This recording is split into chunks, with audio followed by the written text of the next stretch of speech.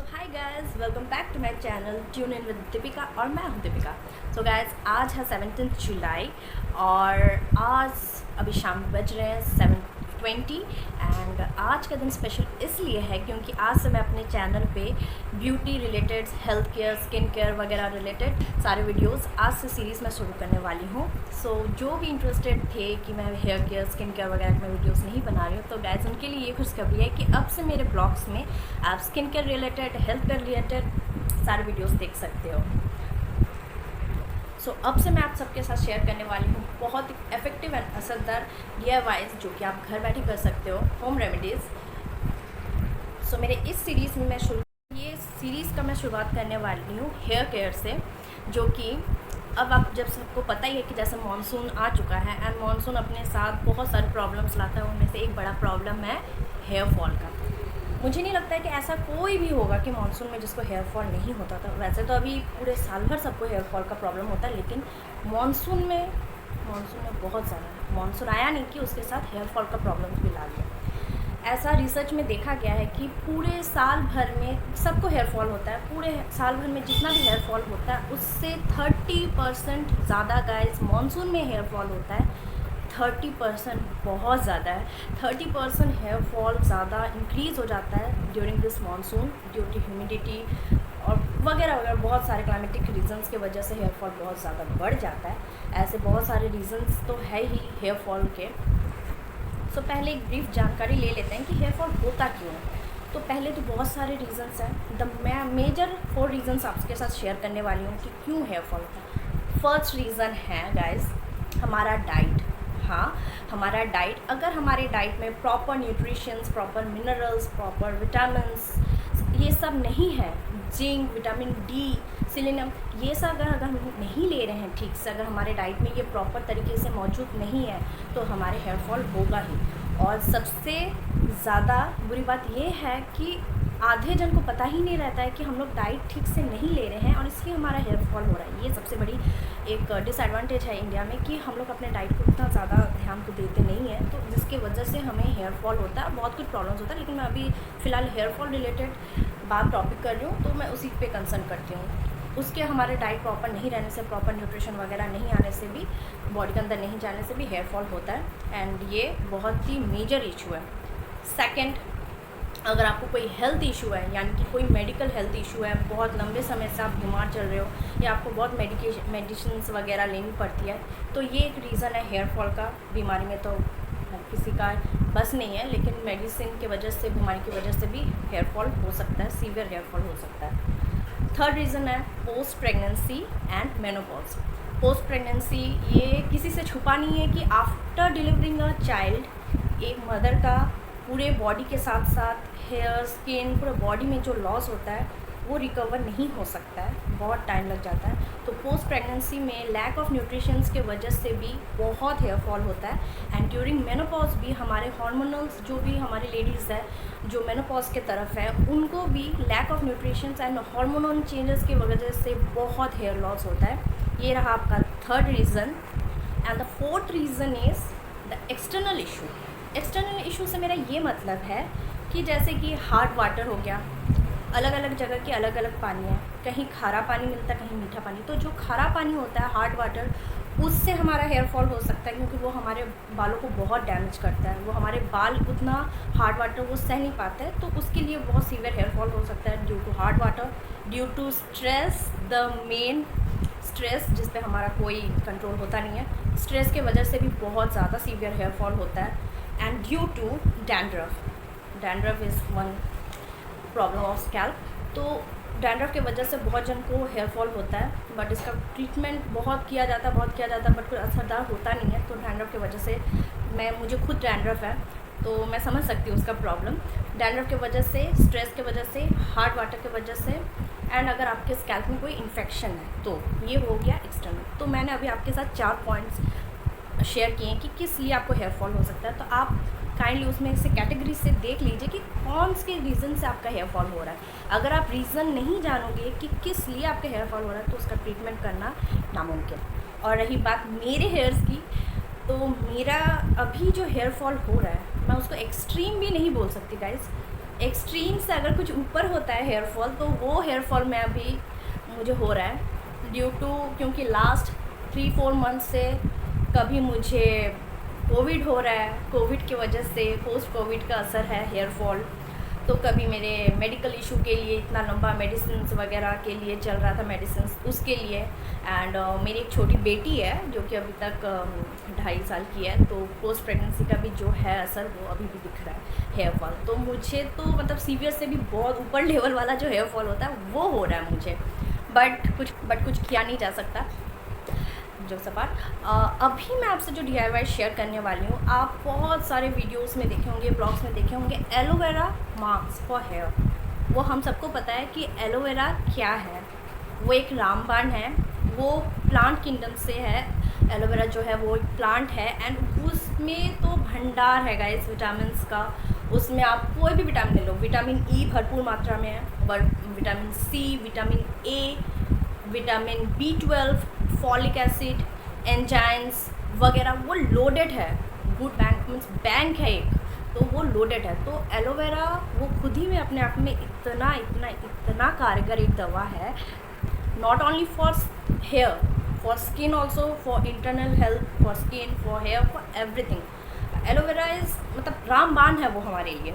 तो मैं आज शेयर करने वाली जो मेरा फर्स्ट DIY है मेरे चैनल का, वो एलोवेरा से ही है।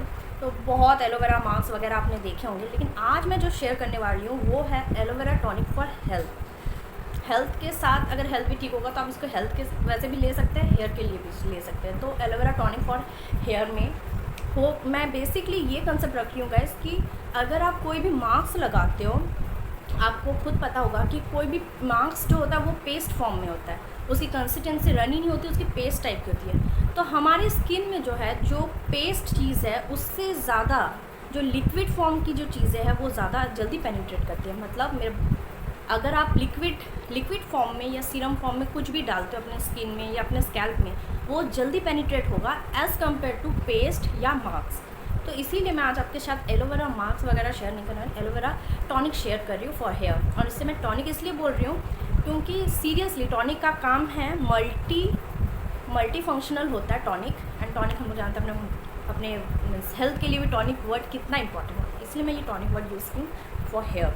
सो एलोवेरा टॉनिक में बेसिकली कुछ नहीं है और कुछ करना भी नहीं है आपको। सबसे बढ़िया ये चीज़ है कि मैं ये रेमेडी जो लाई हूँ वो टाइम कन्वीनियंट है। जिसके पास टाइम नहीं है वो इजीली कर सकता है, ज़्यादा टाइम तक आपको रखना भी नहीं है तो उसलिए भी टाइम सेविंग है। और आपको ज़्यादा कुछ चीज़ें रखनी भी नहीं है, मतलब कि ये मिलाया वो मिलाया ये वो वगैरह कुछ नहीं, जस्ट एक इंग्रेडिएंट्स शॉर्ट आउट। एंड इसका बेनिफिट एंड इसका असर मैं आपको बता सकती हूँ कि अगर आप इसका रेगुलर यूज़ करते हो, रेगुलर मीन्स वीकली अगर ट्वाइस यूज़ करते हो, आपके हेयर्स में बहुत फ़र्क पड़ेगा। मैं ये नहीं बोलूँगी, मैं झूठा दिलासा नहीं दूँगी कि हाँ आप एक बार लगाओ आपका हेयर फॉल कम हो जाएगा, या आप 2-3 हफ्ते लगाओ आपका हेयर फॉल पूरा कम हो जाएगा। नो गाइस, ऐसा नहीं होता है। बाल बनने में भी टाइम लगते हैं, गिरने में टाइम नहीं लगता, लेकिन बनने में टाइम लगता है, बालों का ग्रोथ होने में टाइम लगता है। एंड मिनिमम 3 मंथ्स टाइम लगता है एक बाल को ठीक तरीके से ग्रो करने के लिए। बट मैं यहाँ पे आपको 3 मंथ्स भी रुकने नहीं बोलूँ। आप 1 मंथ अगर रिलीजियसली ये रेमेडी फॉलो कर रहे हो तो आप डेफिनेटली आपका हेयर ग्रोथ बढ़ेगा, आपका हेयर फॉल बहुत रिड्यूस होगा। एंड आप खुद बोलोगे कि नहीं सीरियसली मेरे हेयर पहले से सॉफ्ट हुए हैं। वैसे ये एलोवेरा टॉनिक आपके हेयर को विद इन स्कैल्प को हेयर को नॉरिश करेगा, आपके स्कैल्प को मॉइस्चराइज करेगा, आपके हेयर को सॉफ्टर बनाएगा, आपके हेयर फॉल को कंट्रोल करेगा, आपके हेयर को रीग्रोथ करेगा गाइस। तो इसमें 5 बेनिफिट्स है जो कि आपका कुछ भी ज़्यादा नहीं लग रहा। और इसके लिए मैं सजेस्ट करूँगी, अगर आपके पास आपके घर में एलोवेरा प्लांट है तो आप please natural aloe vera plant leaf का ही इस्तेमाल कीजिए, क्योंकि बाकी अगर आपके पास नहीं है तो कोई बात नहीं है, आपको मार्केट का ही एलोवेरा जेल यूज़ करना पड़ेगा। लेकिन ये ध्यान रखिएगा कि एलोवेरा जेल आप जो भी बाहर से ले रहे वो ऑर्गेनिक हो, क्योंकि फ्री ऑफ केमिकल्स वाले हो, ऑर्गेनिक हो। अगर एलोवेरा जेल अगर आप बाहर से ले रहे हो और अगर घर में है तो उससे ज़्यादा बेटर, उससे ज़्यादा अच्छा कुछ भी नहीं है। तो प्रोसेस इसका कुछ लेंदी नहीं है वगैरह। तो आपको मैंने इसके बेनिफिट्स बता दिए कि आप लगाना है वीकली ट्वाइस, आपको इसको अप्लाई करना है। अगर मिनिमम टाइम आप इसको 1 आवर रख सकते हो, मिनिमम, क्योंकि ये नेचुरल चीज़ है, ये वर्क करने में थोड़ा सा टाइम लेती है। तो मिनिमम आपको 1 आवर इसे अपने हेयर्स पे रखना है, अपने स्कैल्प पे रखना है। और मैक्सिमम आप इसे 2 से 3 घंटे तक रख सकते हैं। एंड इसे 2 से 3 घंटे तक रखने के बाद आपको इसे प्लेन वाटर से धोना है, नो शैम्पू नथिंग। आपको इसको प्लेन वाटर से धोना है और आप इसको जितने दिन, मतलब उसके बाद जितने दिन, 2-3 दिन बाद भी शैम्पू कर सकते हैं। ऐसा नहीं है कि उस दिन प्लेन वाटर से धोए तो दूसरे दिन आप इसको 2-3 दिन अपने हेयर्स में प्लेन वाटर से धो के 2-3 दिन ऐसे रख सकते हो। ऐसा नहीं कि उसके बाद वाले दिन ही शैम्पू कर लेना है, हटा देना नहीं है, ऐसा कुछ नहीं, क्योंकि आपके हेयर्स में आपको मालूम ही नहीं चलेगा आपने कुछ लगाया। मैंने आज ही लगाया है गाइस, तो मेरे बालों का लेंथ ज़्यादा नहीं है, मेरे बालों का लेंथ इतना ही है। तो इतने बालों के, इतने लेंथ के लिए मैंने 2 एलोवेरा लीव्स लिए हैं, जो बड़े साइज़ के एलोवेरा लीव्स होते हैं। 2 एलोवेरा लीव्स मैंने लिए हैं, 2 बड़े एलोवेरा लीव्स मैंने लिए थे और उनको मैंने अच्छे पानी से धो लिया था, पूरे साफ़ तरीके से धो लिया था प्लांट लीव्स को। एंड उसके बाद मैंने हाफ ग्लास पानी में उस 2 एलोवेरा लीव्स को डुबो कर रख दिया था, ताकि उसके नीचे से जो येलो टॉक्सिन सब्सटेंस निकलते हैं एलोवेरा जेल के लीव से, वो सब्सटेंस निकल जाए एंड वो पूरी तरीके से तैयार हो जाए हमारे एप्लीकेशन के लिए। तो उसे लगभग मैंने 15 मिनट पानी में डुबो कर रखा था और उसके बाद उसका जो येलो टॉक्सिक सब्सटेंस है वो निकल चुका था। उसके बाद मैंने एलोवेरा के दोनों एजेस जो है वो काट लिए, अच्छे से दोनों एजेस काट लिए। एंड उसके बाद मैंने उसका जेल निकाल के ग्राइंडर में सिर्फ 5 सेकंड के लिए, हमें उतना ही ग्राइंड करना है कि उसका लिक्विड फॉर्म, मुझे वो एलोवेरा जेल में कोई जेल या कोई लम्स नहीं चाहिए, मुझे बस उसका लिक्विड फॉर्म चाहिए, बिल्कुल पानी सा लिक्विड। मैंने उतना ही 5 सेकंड के लिए उससे मिक्सर में घुमाया एंड उसका जो लिक्विड पूरा आया, वो लिक्विड में मैंने, अच्छा, अब अगर आपके हेयर्स नॉर्मल टू ऑयली है, अगर आपके स्कैल्प नॉर्मल टू ऑयली है, आपके हेयर्स नॉर्मल टू ऑयली है, तो आप इस एलोवेरा लिक्विड को डायरेक्ट लेके बस इस तरीके से पार्टीशन करके by the help of your finger आप स्कैल्प में लगाते रहो। यहाँ से पार्टीशन किया, स्कैल्प में लगाया, यहाँ से पार्टीशन किया, स्कैल्प में लगाया, वैसे पार्टीशन करते करते स्कैल्प में by the help of your fingers आप लगाओ।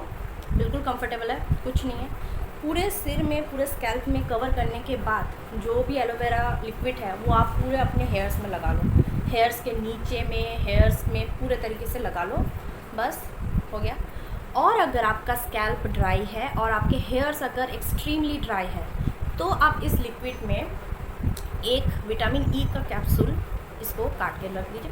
इसमें विटामिन ई कैप्सूल मैं इसलिए ऐड करने बोल रही हूँ जिसके एक्सट्रीमली ड्राई हेयर है गाइस। अदरवाइज़ अगर आपका नॉर्मल टू ऑयली हेयर है, नॉर्मल टू ऑयली स्कैल्प है, आपको विटामिन ई का कैप्सूल यूज़ नहीं करना है। बस अगर आपका एक्सट्रीमली ड्राई हेयर है, फ्रीजी, मेरी जैसे पूरा ड्राई एंड फ्रीजी हेयर है, तो ही आपको विटामिन ई का एक कैप्सूल उसमें डालना है। अच्छे से मिक्स कीजिए और जैसे मैंने बताया पार्टीशन वाइज उसे लगा लीजिए, पूरे स्कैल्प में लगाइए, उसके बाद पूरे बालों में लगाइए और 1 घंटा, मिनिमम 1 घंटा, मैक्सिमम 2 से 3 घंटे आप उसको रख सकते हैं। एंड उसके बाद आप उसको पानी से धो लीजिए। एंड बिलीव मी गाइस, आपके हेयर्स इतने सॉफ्ट और मॉइस्चराइज आपको फील होंगे, आप खुद बोलोगे कि नहीं मुझे ये करना है। और बट ये नहीं कि इसको हम हर दिन करें, वीकली ट्वाइस, उससे ज़्यादा नहीं, क्योंकि मानसून का सीज़न है, ऐसे ही बाल झड़ रहे हैं, तो आप उसमें रगड़ घस वगैरह करोगे तो और भी झड़ेंगे।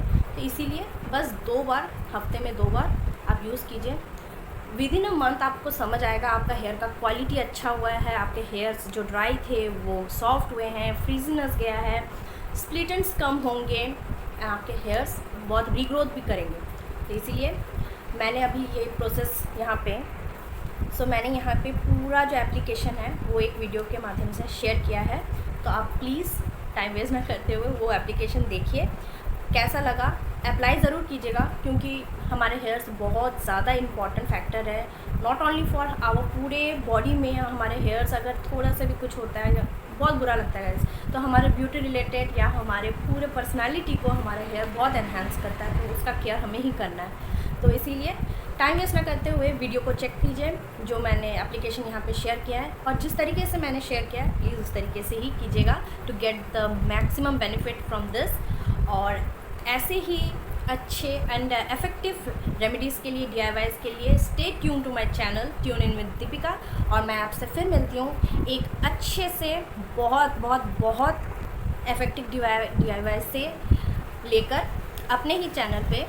सो प्लीज़ गाय, अगर आपको ये आज का मेरा ये video, hair care related video अगर आपको अच्छा लगा होगा तो please do like, share, comment and subscribe to my channel, ताकि मैं ऐसे ही और भी DIYs, होम रेमेडीज़ आपके लिए ला सकूं। क्योंकि अभी जो जनरेशन चल रहा है, अभी जो पैंडेमिक चल रहा है, से नो टू केमिकल्स, ये जो नेचुरल इंग्रेडिएंट्स है हमारे, जो नेचुरल है, यही हमें हमें सेव कर सकते हैं. Say no to chemicals, say yes to natural things and say yes to home remedies, क्योंकि यही है जो आपको लॉन्ग टाइम तक सेव कर सकते हैं, केमिकल्स नहीं.